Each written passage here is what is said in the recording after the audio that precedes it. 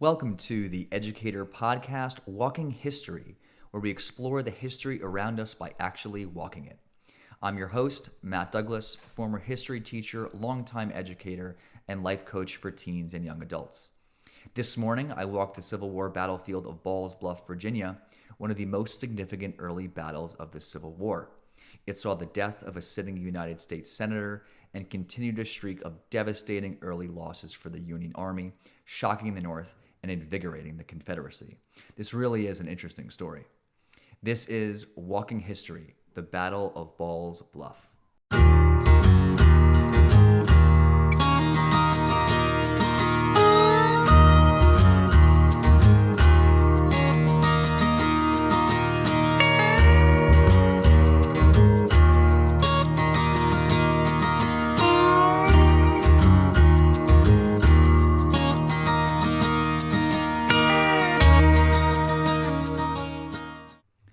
All right, so today we're here talking about the Battle of Bluff, one of the earliest engagements of the Civil War, and a battle that wasn't even supposed to happen.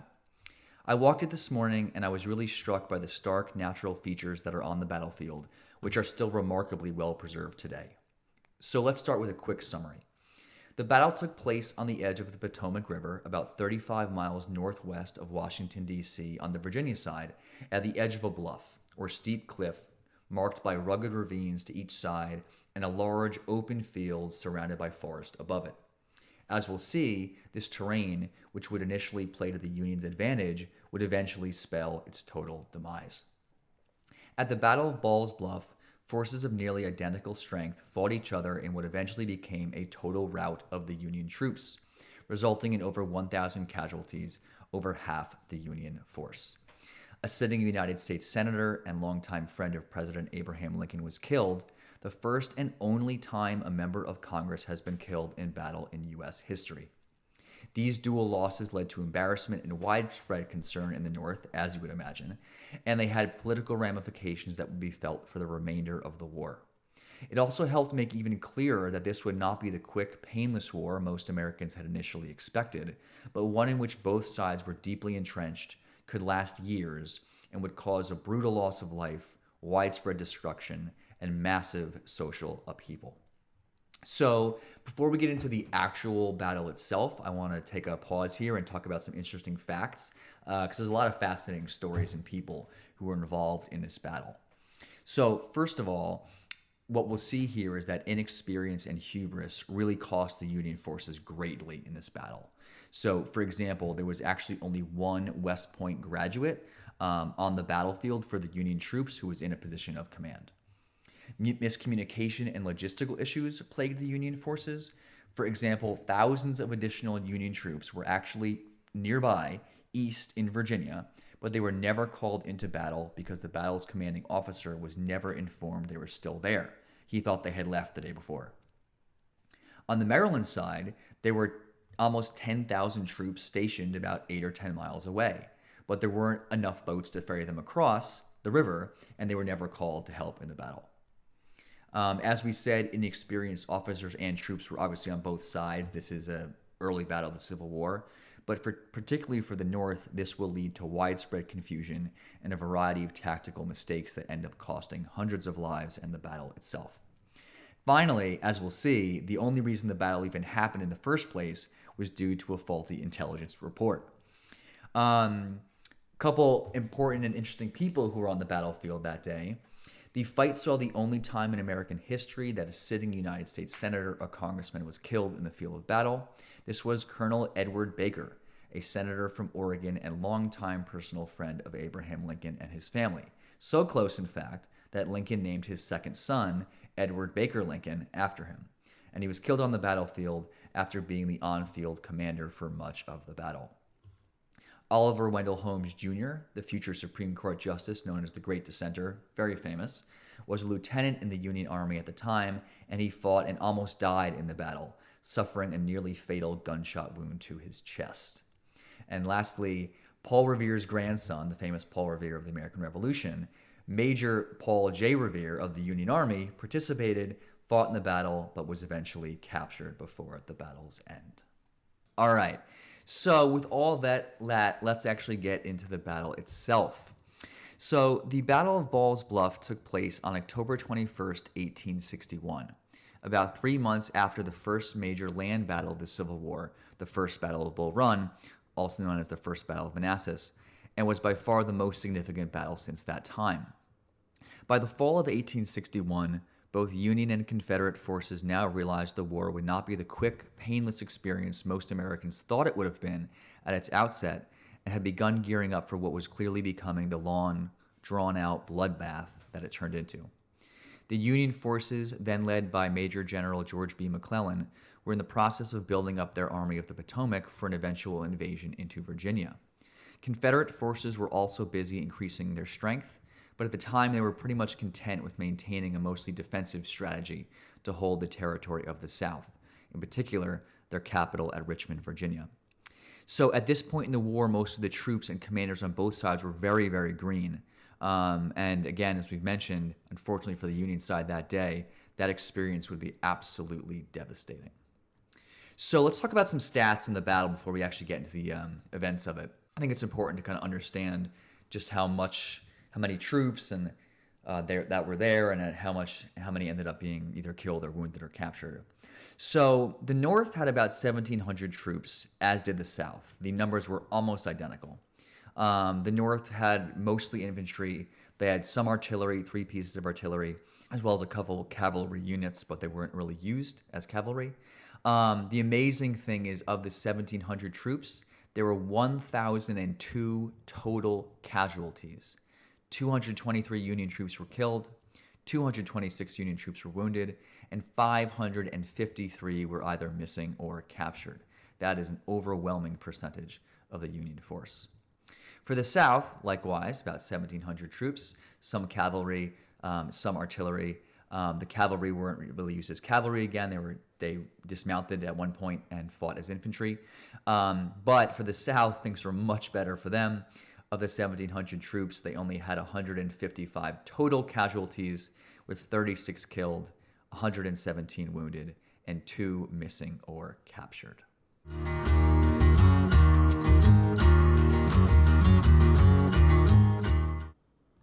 So to really understand the battle itself, we have to go back about a day or so to take a look at the events that were happening right before the battle to get just a little bit of context. So in the days leading up to the Battle of Ball's Bluff, the Union forces already had a toehold in areas of Northern Virginia near Washington, D.C., and they had begun sending out large and small-scale scouting parties, particularly west, around the areas near Ball's Bluff. They were doing that to determine the Confederate troop strength and locations, especially since it was expected that Confederate troops would be there to protect the nearby town of Leesburg and the important river crossings nearby on the Potomac River. If you're going to do any kind of invasion from north to south or south to north, you would need those river crossings across the Potomac. The day before the battle, on October 20th, Union General McClellan ordered Brigadier General Charles Pomeroy Stone to conduct what he called a, quote, slight demonstration in the area to see how the Confederates would respond. So following McClellan's orders, Stone positioned some of his artillery and troops on the Maryland side of the Potomac River, and he shot at the Virginia side. He briefly sent about 100 men across the river, and after having received no real reaction from Confederate troops, he brought his soldiers back, thus satisfying that requirement for a, quote, slight demonstration. He could have been done right there, but Stone, for whatever reason, continued. And that evening, the evening of the 20th, he ordered Colonel Charles Devens of the 15th Massachusetts Infantry to send a small scouting party into the Virginia territory at Ball's Bluff to gather what information he could about enemy size and deployment. So what happened was he took about 20 troops across the Potomac River. And just to set the scene a little bit, again, I walked this morning so you can really visualize it, and it's very, very well preserved. You have the Maryland side, and then about 300 yards of Potomac River. So it's a pretty wide river. And at the time, it had been raining for a few weeks, so the river was rushing. It was even wider than usual. It was a quick river, a dangerous river. But they crossed over to an island called Harrison Island, which is a small little slip of island about a quarter mile wide and 2 to 3 miles long. And then from that island, where there were already some troops there, they then crossed the additional about 100 yards of river into the Virginia land territory. So they crossed basically this little Harrison Island across this small little body of water into the Virginia territory. And they were then met by the Bluff, Ball's Bluff. And really what a bluff is a small cliff. At its highest, it's about 100 feet tall and very, very steep. And there's ravines on both sides of it. There was sort of a cow towpath that you could walk up like a trail up from the riverbank, up through this bluff and onto the field that was at the top of the bluff. And this terrain, as we said, is going to play a very, very important role in the actual battle itself. So this group of about 20 men, late at night, crosses into Virginia. They walk sort of up this bluff, up this ravine, and they get to this wide open field that has forest all around it. They then cross through the field and up the forest about a mile. And in the moonlight, they see what appears to be a small group of Confederate tents. They called it, quote, a small camp without pickets, pickets being troops. After reporting back to Brigadier General Stone, Devens was told to take 300 men and at first light attack the camp and return. So they were basically told, hey, we found this camp, it's unguarded. In the morning, take 300 troops and attack it. The problem was that the inexperienced troops had been sorely mistaken. There was no camp whatsoever. They had mistook the moonlight shining through a grove of trees for the enemy, and the results of that mistake would be deadly. So now we get to the actual battle itself. So it starts at first light on October 21st, 1861. So we think about 6 or 6:30 in the morning. And at 6 or 6:30 in the morning, Colonel Devens, who was stationed on that Harrison Island for the Union forces, crossed the river, that 100 extra yards of river or so, using these 3 or 4 very small boats, like a skiff. They were sort of just thrown together. They had what they had. It wasn't much, wasn't enough, as we'll see. And they walked a mile or so inland to this mistaken camp. So they get to where they thought the camp was and obviously discover there is no camp. At this point, they could have just retreated and gone back to Harrison Island and said, we found nothing to see here, nothing to do here. But instead, Devens and his men took up a defensive position around the area where the camp was supposed to be, again, about a mile or so inland, and sent word back to the commander Stone to get new instructions. So what you have to imagine right here is it's very early in the morning. There's about 300 Union troops who are about a mile inland on the Virginia side. They're sort of in the forest. They're sort of hidden.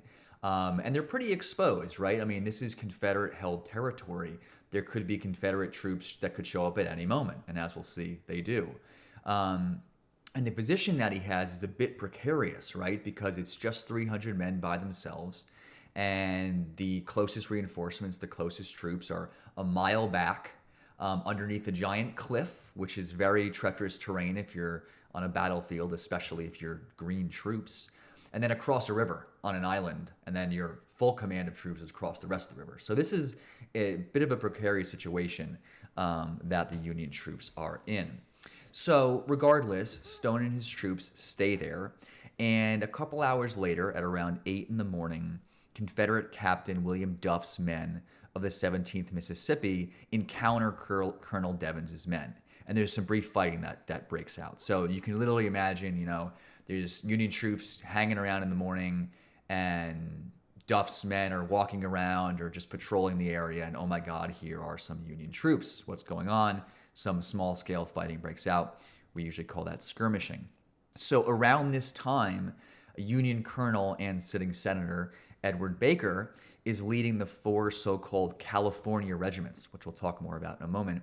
And he meets with Stone, the commander of the entire force. And upon hearing that fighting has already begun, Stone then orders as many men as possible to cross the river from Harrison Island to reinforce Devens' men. So again, instead of Devens retreating to safety, the Union troops pour more men into the fight, and what could have been no battle whatsoever ends up growing in size and men and troops, and eventually, of course, into the battle that it became. Once Stone, the commander, learned of the new situation, he was far away on the Maryland side. It took a long time for the messengers to get back and forth. So once he learned of the new situation, he appointed Colonel Baker to take command of all the forces at Ball's Bluff and attack or withdraw as he saw fit. So basically, Edward Baker, this sitting senator, this colonel in the United States Army, the Union Army, is now in command of this large group of troops and very inexperienced, and he's pretty inexperienced himself. And we'll see sort of what he does and what ends up happening there. Devon's men are, again, about a mile inland. They're still skirmishing. And Baker's men, for the most part, at least at the moment in the morning, are back by the riverbank. They're underneath the bluff. They're about a mile away. So they don't really have any effect on the battle right now. They're just sort of getting those troops across the river.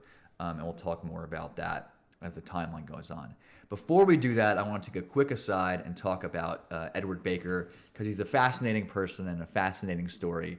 And the fact that a sitting U.S. senator and great friend of Lincoln dies in battle so early in the war ends up being a pretty monumentous occurrence. So Edward Baker was born in 1811, and he became a lawyer in Illinois and then became a congressman. He actually, funny enough, Lincoln and he fought for the nomination for the same congressional seat. Baker wins it, and Baker ends up winning the seat itself, too. Despite that, he was a very close friend to Lincoln from early on, and it was rumored, although it's pretty unlikely, that he baptized Lincoln. In 1846, Lincoln named his newborn son after his close friend, as we mentioned, Edward Baker Lincoln. So in 1846, Baker leaves Congress and participates in the Mexican-American War. From all accounts, he does decent enough job. And then after that, he moves out west. He becomes a lawyer in California. And after doing that for a handful of years, kind of gets antsy and wants to get back into national politics. So what he ends up doing, which is kind of funny, is he moves in 1860 to the new state of Oregon. And because it's a new state, they're choosing senators, and he, as sort of a political figure, is able to become U.S. Senator. He also, for the election of 1860, is campaigning pretty hard in the West for Lincoln. So they were not just close personal friends, but they were political allies of each other. So Baker's sworn into office. Lincoln, his good friend, is president. He's the senator from Oregon, and he comes back to D.C., where he's been before, obviously. And, almost immediately, the Civil War is beginning, and everybody's trying to recruit more troops. So Baker wants to command some troops, and he raises what's called the California Regiment. He raised most of these troops from Philadelphia, although many were Californians, many were Pennsylvanians, it seems, too. After this battle, they are no longer called the California Regiment. They are renamed to be an actual Pennsylvania set of regiments. And probably most interesting here and saddest is that the day before the battle, on October 20th, Edward Baker actually visited Lincoln and his family. He hangs out with Lincoln in the field under a tree, and they're talking and hanging out.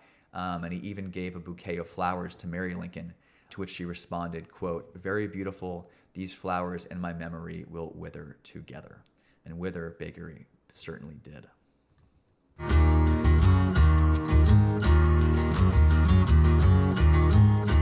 So until about 1 or 2 o'clock in the afternoon, there's sort of two separate things happening on the battlefield. There's Devons's troops who are a mile inland, and they are slowly skirmishing more and more with the Confederate troops that keep showing up.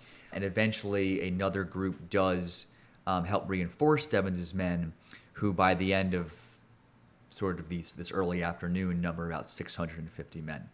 So there's about 650 Union troops under Devons, about a mile inland, and they're skirmishing. There's some small-scale fighting with about the same number of Confederate troops who, again, keep showing up. You got to remember, you got to think here, the Confederate troops are, oh my God, there's Union troops in our area. What's going on? Leesburg's very close. These river crossings are close. They're slowly sending in more and more reinforcements from the area, and they continue to do so as the day goes on. While Devons is skirmishing with these troops about a mile inland, Baker, by Harrison Island in the water, is very, very slowly but surely bringing his troops across the river to the riverbank underneath the bluff. Now, like I said, there were only 4 boats, and you could only take a few dozen men at a time. Imagine how long it would take to bring hundreds or thousands of troops across a river, only a few dozen men at a time. It takes Baker about 4 hours to get his entire command across. Now, this is a problem, obviously, to get a battle started. Think about how much worse it would be if you're trying to retreat under these conditions, which, as we'll see later in the evening, is exactly what happens to the Union troops. So, at around 1 or 2 p.m., both sides sort of are set. So, at about 1 or 2 p.m., Baker's troops have made it up the bluff, and they have set up kind of this defensive L position. So one line of the L is in the woods just before the field, sort of parallel to the bluff, parallel to the Potomac River below it. And there's another L sort of jutting out on the right side of it, on their right flank, sticking out, following the field, but under the cover of the trees. They kind of have made this backwards L, so if any Confederate troops walk into it, it's an ambush, it's a crossfire. Around the same time, Devins's 650 men begin feeling overwhelmed, and they know they can't stand their ground, and they begin a slow and relatively orderly retreat. So at around 2 p.m., Devins's men have retreated all the way back to the bluff, and now Baker is in command of the entire force, and they're kind of sitting there waiting. So they have this L shape along the trees that can't really be seen from the field. And again, I walked the field this morning, and it's a pretty large open field. The restored part of the field is 12 acres in size. It was bigger at the time even. And what's interesting is at each end of the field, there's sort of a ridge, sort of a hill. So from one end of the field, you probably couldn't see the Baker's troops behind the trees. And then as you walk through the field, there's kind of a ditch. There's a bit of a ravine. So you can't really see over the ridge into the trees until you're right on them. And that, at least at first, really plays into the Union hands. Probably the one mistake that the Confederate forces make is they walk into this ambush that Baker had basically set for them. So at around 3 p.m., the 18th Mississippi of the Confederate troops walk up that field and are totally caught in the crossfire of Baker's troops. They have all his troops, and they even have 3 pieces of artillery that are shooting at them. They suffer a few dozen casualties, which is probably the biggest single set of casualties they're going to experience that day in one go. And then they basically retreat. And from this point on, for the next hour or two, there's general sort of disorganized fighting. Baker's troops, the Union troops, are in that L, and as more and more Confederate troops show up to the battlefield, the fighting intensifies. And what starts to happen is all these very inexperienced troops, you got to remember, I mean, these are like farmers and townspeople who've maybe never even, shot a gun besides going hunting before. They don't know anything about cohesion in army formations. They don't know about marching the right way or taking orders the right way. It's a lot of disorganization for troops. And so what had started as a pretty, organized set of lines and troops here for the Union especially, pretty quickly devolves. And it is the Union side that is experiencing the worst of it. So Baker is pretty inexperienced as a commander. Again, there's only one West Point officer as a commander on the field. So the troops there are just it sort of turns into a bit of a melee. Very disorganized, and you got to kind of imagine for an hour or two this din of artillery shells going overhead and shooting all across the area and people falling to their death right next to you when you've never seen a person die before. I mean, it must have been terrifying for a lot of these very green and inexperienced troops. But the tide of the battle starts to turn. And at around 4 p.m. or so, artillery units, those 3 pieces of artillery that the Union had, begin to be overwhelmed. At first, the artillerymen who were there manning the artillery are shot and killed. They're sort of exposed in the open. They don't have enough artillery shells to do the job. They ended up shoving stones and stuff into the artillery to shoot it out. And it's infantrymen now working it. They don't even know how to use it. And eventually there's a Confederate bayonet charge that takes those pieces of artillery. Huge loss for any battlefield command, but in this case, obviously, it helps to turn the tide a bit. So this disorganized fighting continues, and the Union Army is definitely getting the worst of it. So what you have to imagine here, again, is kind of the fear that I think the Union troops were starting to feel. So You're on the Virginia side, right? You're not even in your own home territory. You're in probably the first battle or first fight you've ever been in your life. And your back is to a 100-foot cliff. Below that cliff is a river, and it's a pretty raging river, and it's 100 yards long, and all you have is 3 or 4 little boats to get across. You got to be pretty scared and intimidated knowing just what's at stake if you can't break out of this Confederate advance. So the Confederates eventually start getting the best of it. They send troops up the middle, they send troops to the left flank and the right flank, but the biggest breakthrough is right around 4 p.m. where the Confederate troops go up the left flank of the Union side. So they go basically down from on the Confederate side on the right.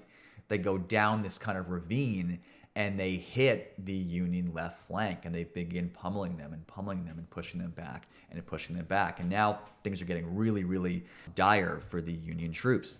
And then right around this time, Colonel Baker himself, sitting Senator Baker, is killed.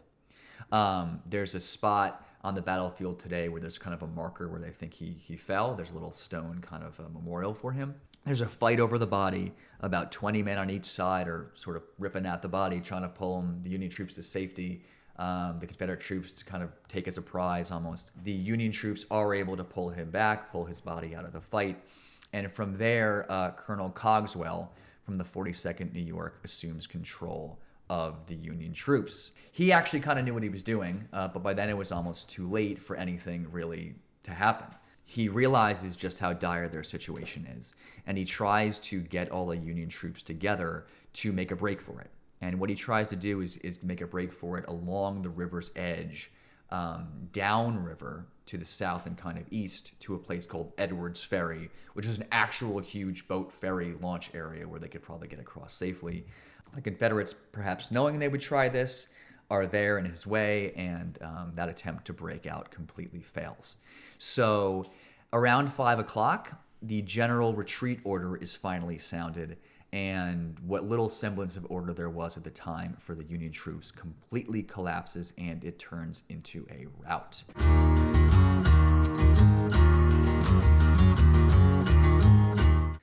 So what is a rout exactly? Well, a rout is any time during a battle that one side breaks its cohesion, they break ranks, and they turn and run away from the enemy with their backs to the enemy. And what is so important about this is it is much, much easier for an advancing enemy force to shoot and kill an enemy that is running away from them with their backs to them. And what you often find in battle is that if there's an orderly retreat, so there's maybe a line of troops walking backwards, facing the enemy and shooting at them as the rest of the troops are retreating behind them, you have far, far, far fewer casualties than if everybody is just running, which is exactly what happens at the Battle of Ball's Bluff. And what you can imagine is these Union troops running down this bluff, falling down the cliff, running down ravines, running through the river, trying to swim into safety. And that really causes many of the casualties that the Union forces sustain that day.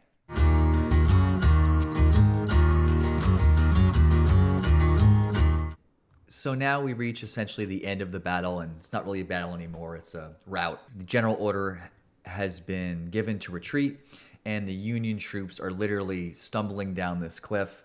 They are running down the cow towpath, they're falling down the hill. They're being shot at from the top like literal fish in a barrel. Some try to hide on the riverbank below the cliff. Some try to swim to safety across to Harrison Island, where many of them drown or are shot as they're crossing the river. Many of them try to take those 4 small boats across, but over the course of the retreat, all 4 of those boats are either destroyed or damaged enough that they float downriver. So this is pretty awful for the Union forces. And it's reported that in the days after the battle, dozens of dead Union troops' bodies are found downriver of the fight. So once dark comes, those few hundred remaining Union troops who are sort of hiding along the riverbank are eventually swooped up by some Confederate troops who have sort of decided to walk down the riverbank with their guns drawn and pick up any Union troops that they see. And those Union troops that are there pretty willingly surrender. And that's where you get that number of 553 Union captured or missing. And again, 553 Union captured or missing out of a total of 1,700 troops. That's almost exactly 1 in 3 Union troops were captured or missing, and then many more obviously killed or wounded.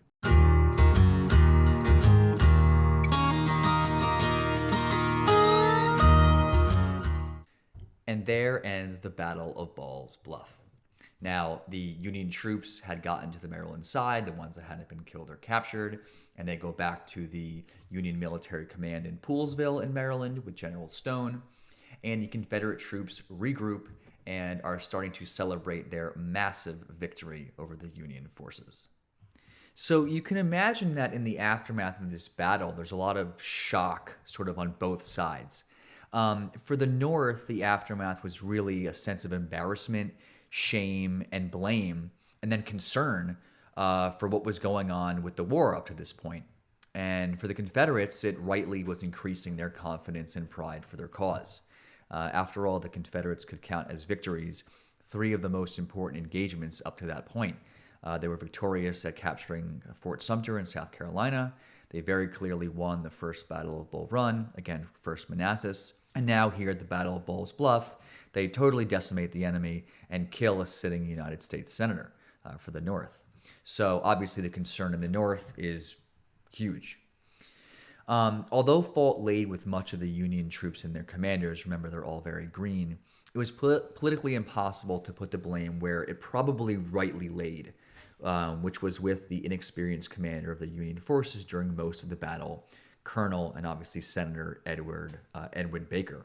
He had set up a good defensive formation, that L shape, but after that kind of broke down, he really wasn't doing anything particularly helpful.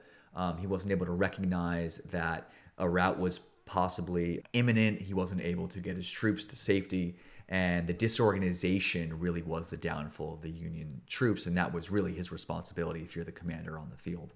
His death on the field, his close friendship with Lincoln, and the esteem he carried as a U.S. Senator made it nearly impossible to really smear him.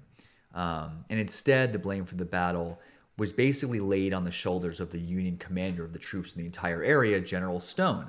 If you remember from the beginning of the discussion here, Stone really didn't have much to do with the actual events of the day.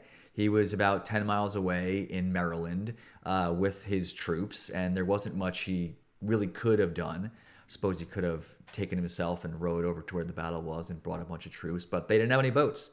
So it was tough to really blame him, but that's sort of what happened. So also as a result of this battle and these previous Union military disasters, Congress established what was called the Joint Committee on the Conduct of War, which throughout the Civil War would mix politics with military strategy and cause more than a few headaches for the Union military command. The committee brought General Stone in for questioning, and although he had been a rising star in the ranks of the Union forces before the battle, as a result of what happens here and with this joint committee, he's actually imprisoned for 189 days with never having been given any formal charges. They just threw him in jail. Believe it or not, after he's released, he does actually continue to serve in the military. He goes to the Western Theater of the War, fights for a couple years before retiring in 1864. The aftermath of the Battle of Ball's Bluff really set the stage for the Civil War to commence in the form we know it today, which was a bloody total war, which up to that point had never been seen before in America. Winfield Scott, the aging commander and hero of the American forces during the Mexican-American War, officially resigned from his capacity as a senior advisor to Lincoln a week after the battle, despite the fact that he had been one of the few to suggest the war could take years and cost the hundreds of thousands of lives it eventually did. So the old guard was gone. And this really sets the stage then for this larger Civil War and really what we know it today. Up to this point, the engagements were relatively small, a few hundred men, a couple thousand men. The battles that we see later on in the war are tens of thousands of men. They make this Battle of Ball's Bluff look like a little skirmish. The North at this point was increasingly scared, and the South increasingly confident. And each side started building up and training their armies in the preceding months in a way that was pretty clear to everybody who was watching, this war would not be over quickly. Both sides were deeply entrenched in their causes, and it was, again, getting more and more clear that the fighting, the loss of life, and the destruction of property in the countryside and cities and the whole United States would be quite devastating indeed.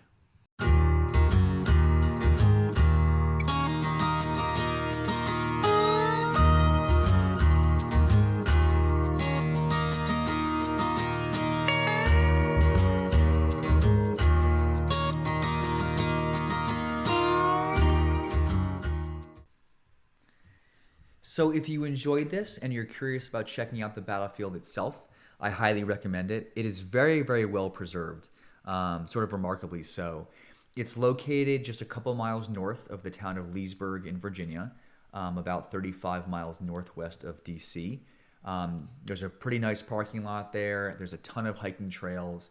And the best part about it is just how well they have kept up the site and how they have sort of posted information everywhere. During the warmer months of the year, they have tours twice daily at 11 a.m. and 1 in the afternoon.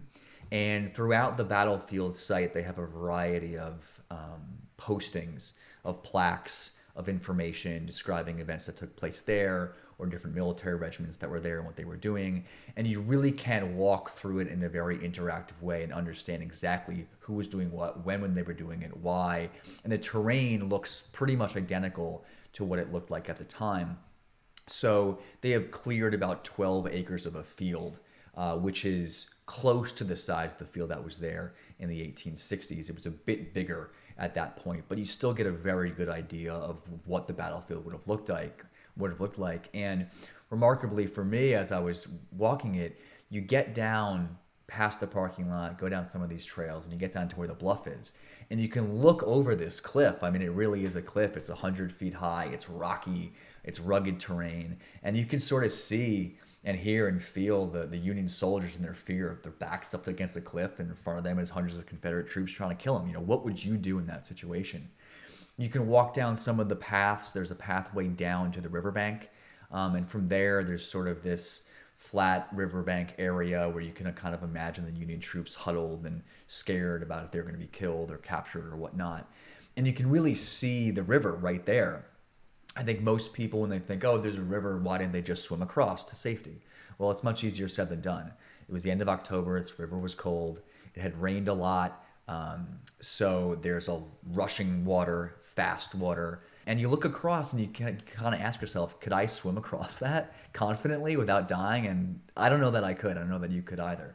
The battlefield itself is also very well preserved in terms of kind of monuments that they put up. There's a national cemetery that's there, the third smallest national cemetery in the country, but very well kept up. And there's a few memorials to different people who died there, Baker being one of them.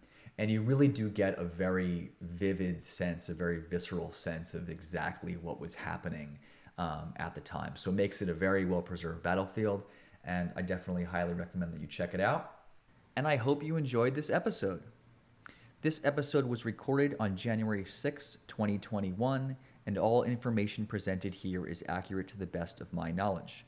For more information about me and my work, please visit www.lifecoachingsd.com.